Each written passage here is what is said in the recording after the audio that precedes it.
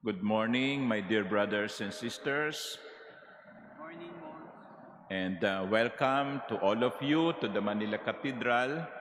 Welcome especially to those who are first-timers.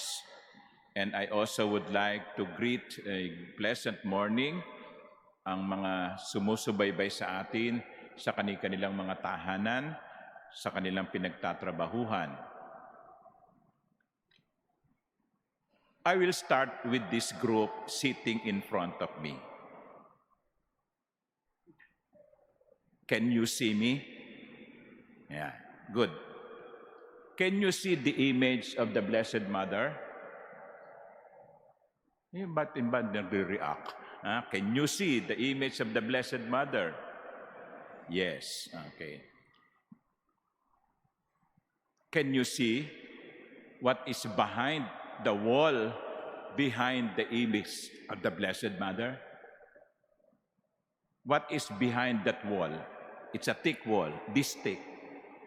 Can you see the whole stained glass window from top to bottom? Can you see it? No. Now, I'll deal with the people at the side. Can you see me? Don't look at the TV monitors. Can you see me? Some of you can, because I can see some of you. But some of you cannot see me, because there is a big column between the two of us. Now, to all of you I ask, are you blind? Why can't you not see the window at the back of the wall? Bulag ba kayo? At kayong mga nasa gilid, bakit hindi nyo ako makita? Bulag ba kayo? Of course not. You are not blind. You were able to come over to the Manila Cathedral. You can see, you can walk. You are not blind. But there are things that we cannot see. And that is what I call the limitation of physical sight. The limitation of the physical sight. Hindi lahat nakikita ng ating mga mata. Unfortunately, it is the eyes that we normally used in making judgment.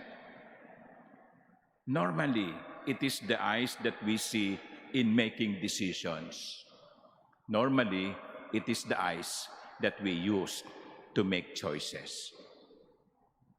Kaya madalas, nagkakamali tayo kasi yung ating desisyon batay sa hindi kompletong nakikita.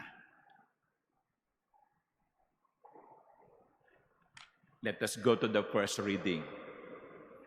The Lord instructed Samuel, "Go to the house of Jesse, and from the children of Jesse, from the sons of Jesse, I will choose the next king." So punta si Samuel.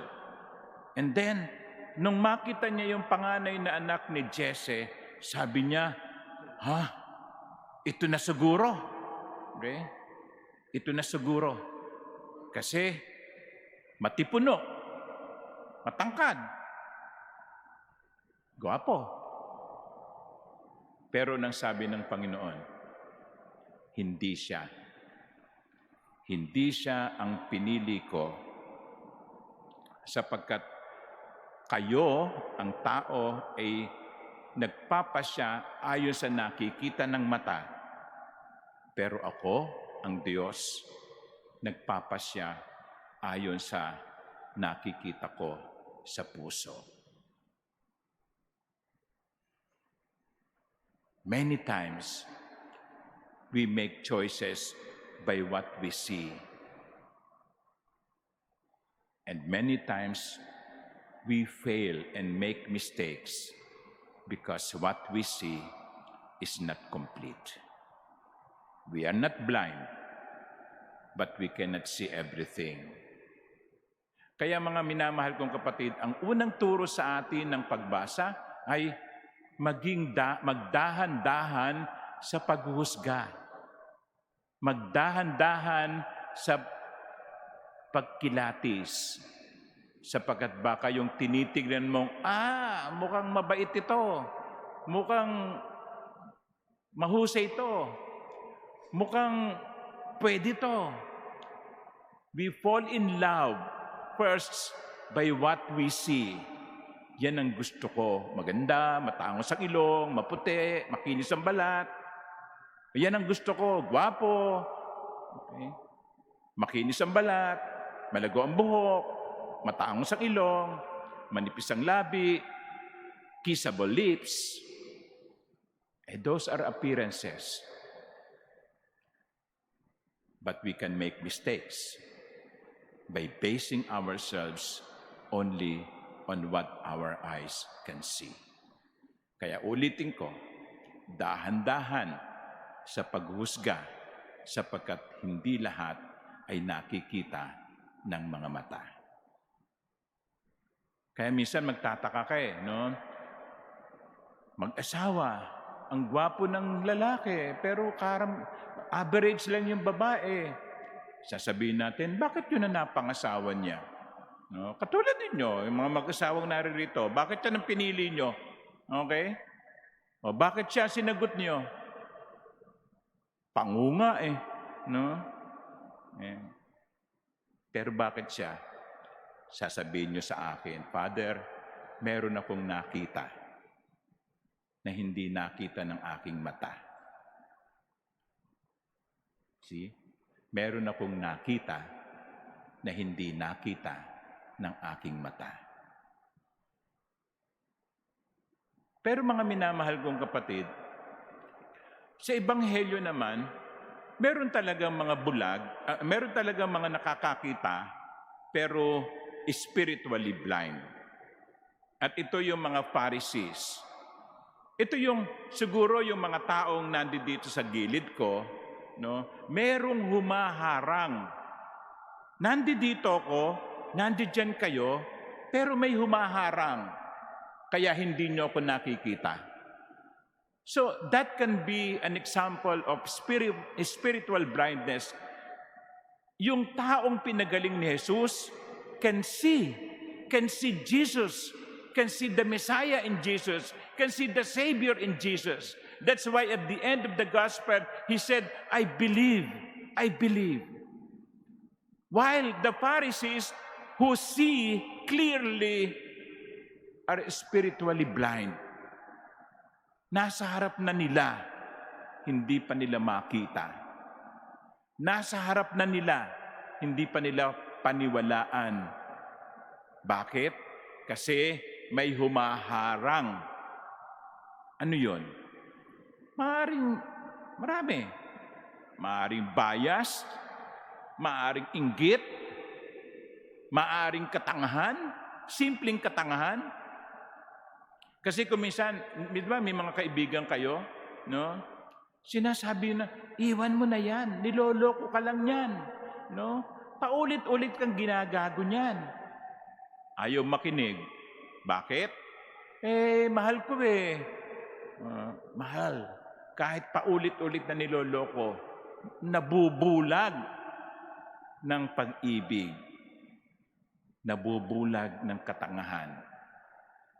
Kaya, huwag tatanga-tanga.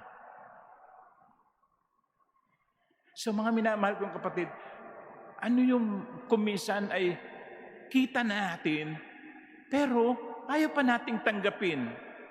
Ipinapaliwanag na sa atin, pero ayaw pa rin nating maniwala. Ano yung humahadlang? What is the wall in between us? What is the poste that is in between us that we cannot see what we should see? Hindi bulag, pero hindi makakita. Kasi biased, naiinggit, may galit, o tangang pag-ibig. Sabi nga February 14, araw ng mga puso. Sana daw meron ding araw ng mga utak. No? No? Wala no? Okay? Araw ng mga puso meron, pero araw ng mga utak, wala Kasi ang daming tanga. No? So mga minamahal kong kapatid, are we blind? Spiritually blind?